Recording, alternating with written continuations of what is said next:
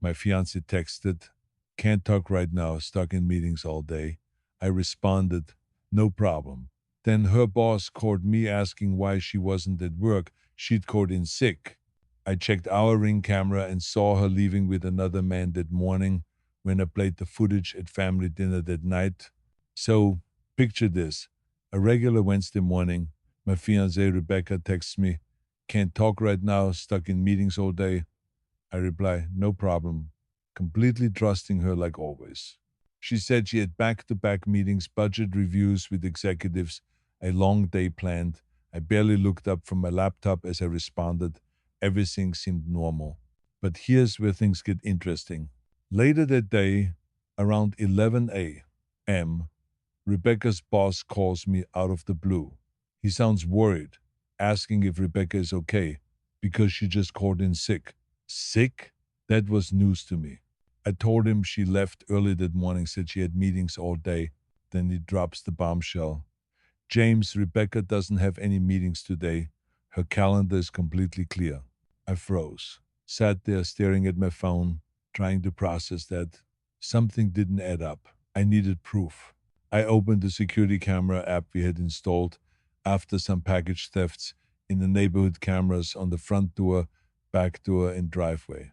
At 7:30, I watched Rebecca leave the house. Business casual, laptop bag in hand, coffee tumbler, ready like any normal workday.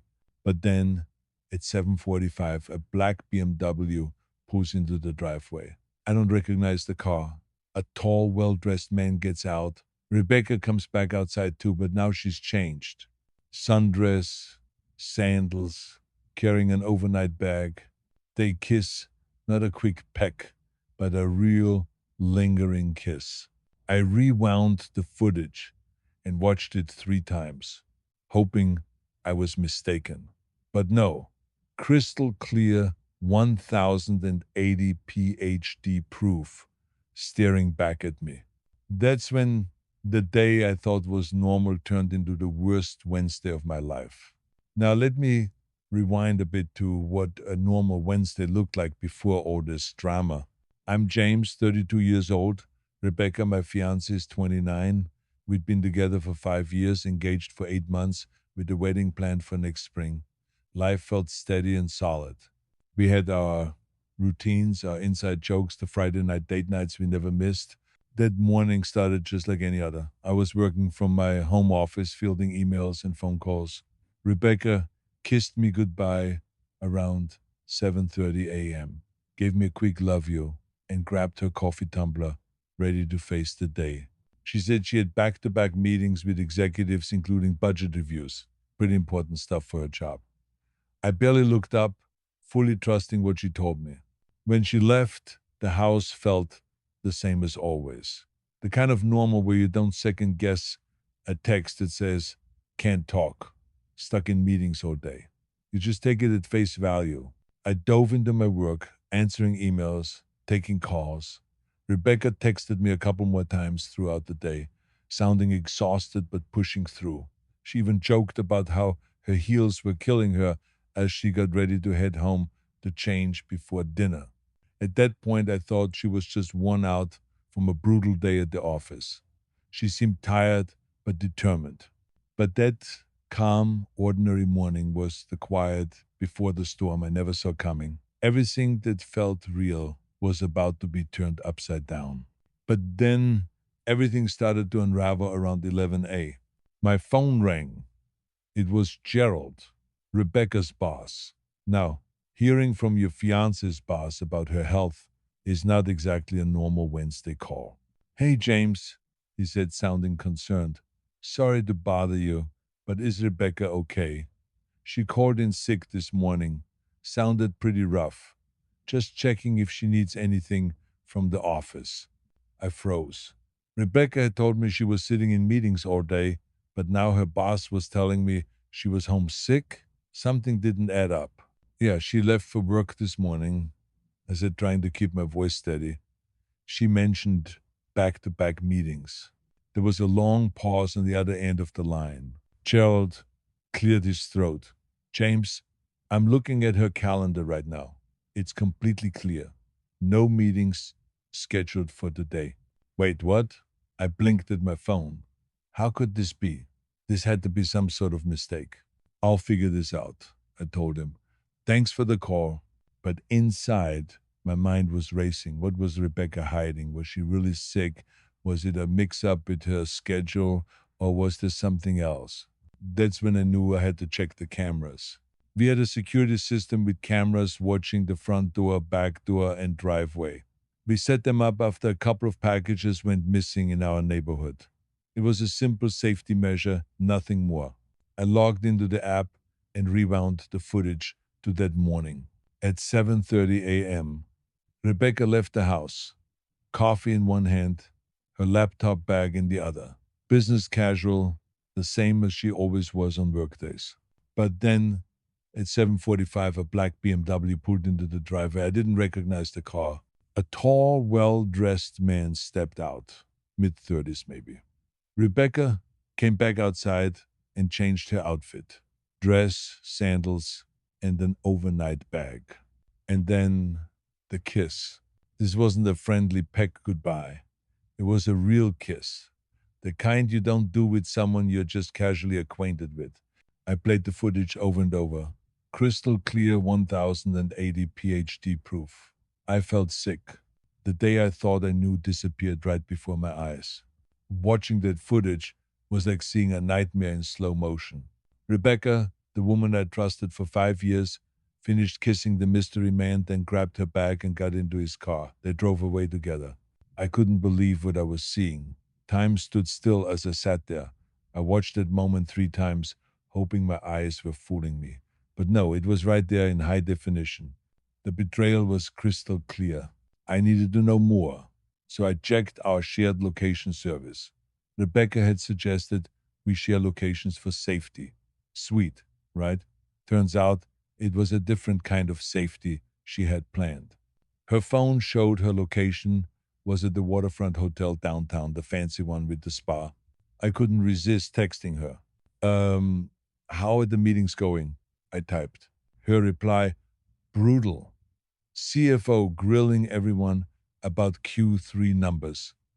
Can't talk right now, but love you. The lies stung. I sat back, trying to process it all. What was I going to do? Then I remembered. Tonight was family dinner at her parents' house. Every Wednesday, no exceptions. Rebecca's mom, Patricia, insisted on it. Family traditions keep us connected, she always said. I downloaded the security footage to my phone, both camera angles. The kiss was painfully clear from the driveway cam, all while Rebecca was telling me she was stuck in brutal meetings. For the next several hours, I put on the performance of my life, answering emails, taking calls, texting Rebecca like nothing was wrong. She's texting me nonstop about how exhausting the meetings are. I thought, wow, Oscar-worthy acting, James. At 4 p.m., I called her mom. Hey, Patricia, quick question. I said, is it okay if I bring my laptop tonight? I want to show everyone the vacation slideshow from Rebecca's birthday trip. Oh, great. Yes, bring it, she said, pleased. We can connect it to the TV. I set my plan into motion. Rebecca texted me at 5:30 p.m., proud of surviving the day. Finally done. Heading home to change, then to mom's, she said, joking about how her heels were killing her. I texted back, I'll drive tonight, you can relax. When she came home at 6:15, she looked flawless. Hair perfect, makeup fresh, glowing like someone who hadn't been through a brutal day of back-to-back meetings. I kept my voice neutral. Tough day at work? Oh, totally wiped out. Need wine and my mom's lasagna as soon as possible, she replied, oblivious to the storm brewing behind my eyes. The ride to her parents' place was quiet. She scrolled memes. I focused on what was about to happen. I was ready. So, after I saw the footage, I knew I had to act, but I had to do it right. Tonight was the weekly family dinner at her parents' place. A tradition Rebecca's mom, Patricia, took very seriously. Rain or shine, no matter what. She always said family traditions keep us connected. And I figured this would be the perfect time to expose the truth. I downloaded all the footage, multiple angles from our security system to my phone. The kiss, especially from the driveway camera, was crystal clear. But I had to play it cool during the day. I answered emails, attended calls, and responded naturally to Rebecca's texts about her exhausting meetings. My replies were calm, encouraging even. Hang in there, babe. You got this, I texted. Inside, I was a mess. But on the outside, I was a pro. Around 4 p.m., I called Patricia. Hey, Patricia, quick question. Would it be okay if I brought my laptop tonight? I want to show everyone the vacation slideshow from Rebecca's birthday trip last month. Oh, that sounds wonderful, she said, clearly excited. Bring it on. We can connect it to the TV. Perfect. The plan was falling into place. Rebecca texted me again around 5:30. Finally done. Heading home to change. Then we'll head to Mom's. These heels are killing me. Lol. I replied, I'll drive tonight. You can relax. When she walked in at 6:15, she looked refreshed, hair perfect, makeup fresh, glowing, like someone who hadn't just survived brutal meetings all day. Her energy was unexpected, but I kept my voice steady. Tough day at work? I asked. Casual. Absolutely destroyed, she said.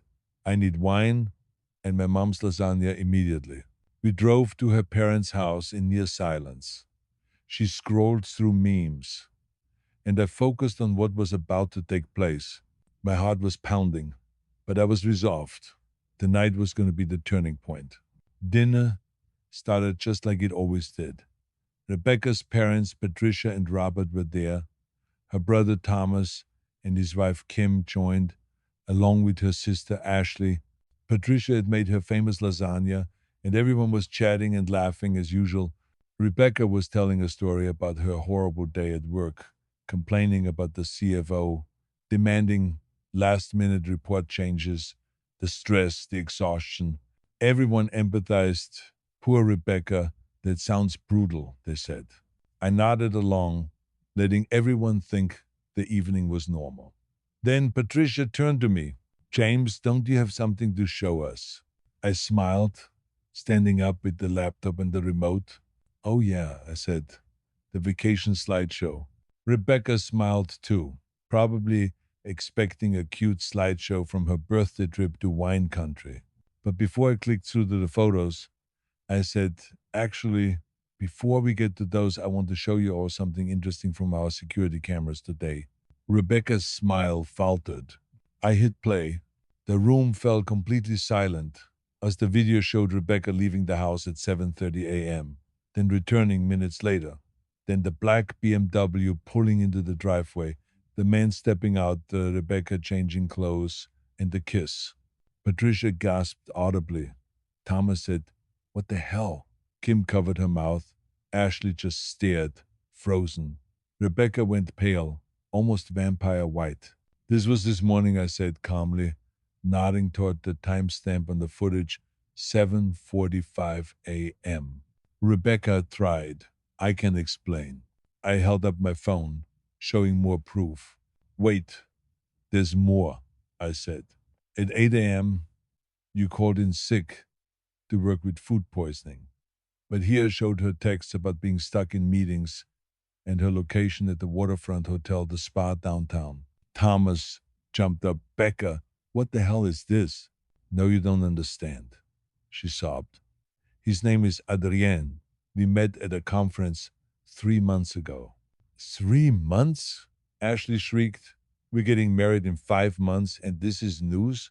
Patricia's voice was ice cold. You bring this man into my house every week, eat at my table, plan your wedding with us, and you're cheating on him. Rebecca looked at me, mascara running. James, can we talk privately? No, I said firmly. You humiliated me privately for months. Now you get public humiliation for a few minutes. Kim applauded softly. Rebecca pleaded, I want to work through this. It was a mistake. Calling in sick wasn't a mistake. Changing clothes, carrying an overnight bag, those weren't mistakes. They were choices. I said. Patricia told her to go to her room. Robert stated, "Go to your room." Rebecca stumbled out of the dining room, crying, but she left. Patricia turned to me. "James, I'm so sorry. This isn't how we raised her." "It's not your fault," I said. Patricia called the wedding vendors right then, canceling everything. She said she can pay the fees. Thomas said, "Mom's taking this harder than you. She's embarrassed." "Of course," Patricia said, eyes glued to her phone. "She tells everyone what a perfect couple you are, how proud she is. And now this." I started packing the laptop. I should go. Patricia hugged me. "You're always welcome here, family with or without her." Later that night, Rebecca's car was in the driveway. She was packing clothes in the bedroom and said she'd stay with Ashley. I told her to leave the ring and keys on the counter. No ring. No talk. The night was just the beginning. Leaving the family dinner that night didn't bring closure. It was just the start of what turned out to be a chaotic aftermath. When we got home, Rebecca's car was already there. I found her in the bedroom, hurriedly throwing clothes into suitcases without even looking at me. "I'll stay with Ashley tonight," she said without hesitation. "Cool," I replied quietly, still trying to keep my emotions in check. "Leave your ring and house key on the counter." She didn't argue. It was silent for a moment. Then she broke down crying. I listened, but there was nothing left to say. The next morning, things escalated fast. Rebecca sent me what felt like a novel in text, accusing me of ambushing her, humiliating her in front of her family, and violating her privacy by showing the security footage without her consent. She claimed it was illegal to record someone without their knowledge. I forwarded her message to a friend who's a paralegal. He laughed. "It's your house, your camera. She lives there. She knew about it. She's got zero case." That just made me shake my head. At 9 a.m., my phone rang again. This time, it was Adrian, the same guy from the BMW. "Hey man, we need to talk man to man," he said. I was ready. "No, we don't," I replied firmly. He tried to apologize, saying he didn't know Rebecca was engaged, that she told him they were basically separated, roommates until the lease was up. Cool story. Didn't care. Adrian kept trying to justify his part, but I shut it down fast. "You owe me nothing. Rebecca owes me everything," I said before hanging up. At noon, Patricia called me. "James, Rebecca's asking if she can come get some things from the house. She says she forgot personal items. She can send me a list and I'll box them up to leave outside." She also said Rebecca wanted to discuss the car. "What car?" I asked. "The one you're supposedly keeping." I laughed. "I'm not giving her the car. It's mine." Patricia said she'd told Rebecca that already. Rebecca was staying with Ashley, crying nonstop, calling me cruel. Cruel? I thought. She had a man in my driveway this morning at 7:45. The cruel ship had definitely sailed. Later that day, she showed up at my work. Security called me down. "I need to talk to you," she said in the lobby. "At work? Really? You won't answer my calls because we are done. This is harassment," she declared. "I have a right to my things, my car, my home," she insisted. "There's a difference between rights and ownership," I said. "The house is mine. The car is mine. You're a guest who overstayed their welcome." She started crying, loud, dramatic tears. People stared. Security looked uncomfortable. The guard finally said, "Ma'am, you need to leave." I pulled out my phone and showed her the footage, the kiss, the betrayal, the truth. "We broke up. You have no legal claim," I said. The guard's expression shifted. "Ma'am, leave now, or I call the police." She left, yelling, "This isn't over." There was just the beginning of the emotional war. The very next day, Rebecca's true colors came out with full force. At 8 a.m., she sent me a text novel about how I'd humiliated her, invaded her privacy, and how showing the video was illegal. She claimed her lawyer said recording someone without consent was against the law. I didn't worry. I forwarded it to my paralegal friend again. House owner, visible cameras, resident consent, she's got no case, he said with a chuckle. Then Adrian called me again. You don't understand, he said. I didn't know she was engaged. Yeah, but you knew she was living with her fiancé. I shot back. He asked for forgiveness and tried to play the victim card. I wasn't having it. Lose my number, I said, and hung up. Patricia called mid-morning. She wants me to tell you she'll send a list of personal items to collect, she said. Also said something about the car situation. The car, of course, was mine, and I made sure to make that crystal clear to Patricia. Rebecca's sob story wasn't working anymore. At 2 p.m. the same day, Rebecca showed up at my work again, this time with security involved. She begged to talk to me, crying loudly in the lobby. People were staring. Security told her firmly she needed to leave. She called me names and screamed she was being treated unfairly. I showed the footage again, silencing her. Security escorted her out. Social media exploded right after. Rebecca posted on all platforms claiming she was a survivor of narcissistic abuse and trying to rally sympathy. Her friends flooded her posts with support. I posted my own update, a screenshot of the video, timestamp, with the caption, misunderstanding. Rebecca's posts disappeared within the hour. Then came the lawyer letters. Her attorney demanded 6 months to vacate the house, transfer of the car, money for emotional damages, half the ring's value, and 15 grand for household expenses. I responded through my lawyer, sending a counter offer, immediate vacancy, return of items, and eviction proceedings otherwise. Ashley texted me late at night. Dude, Rebecca quit her job. She can't face people knowing what she did, she said. Gerald had reportedly told co-workers the real story behind her sudden absence. Rebecca's plan was unraveling, and she was desperate. In the following days, the harassment only intensified. But by this point, I was ready. I screenshot every message, blocked every number. This battle was hers to lose, and she was losing it fast. The social media battle began fast and fierce. Rebecca posted everywhere, Instagram, Facebook, Twitter, painting herself as the victim of narcissistic abuse. I'm a survivor, not a victim, she wrote, breaking free from toxic relationships. She tagged me indirectly, rallying friends and followers to her side. Her friends flooded the comments, you deserve better. His loss stands strong. The sympathy wave was intense. But I wasn't about to let lies go unchallenged. I made one post, just one, a screenshot of the ring footage, the kiss, timestamp clear as day, misunderstanding, timestamp 7:45 a.m., the day she called in sick. Within an hour, her posts mysteriously vanished. That's when I knew the truth was winning. But the drama was far from over.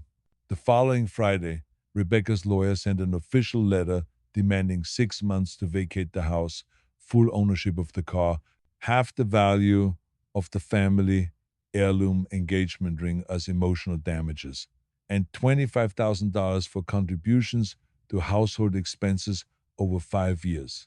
We fired back through my lawyer. Rebecca had no legal standing, no lease, no ownership of the car. The ring was a conditional gift, only hers if we married. No marriage, no ring. Our counteroffer was immediate vacancy and return of any of my belongings, or a formal eviction process would start.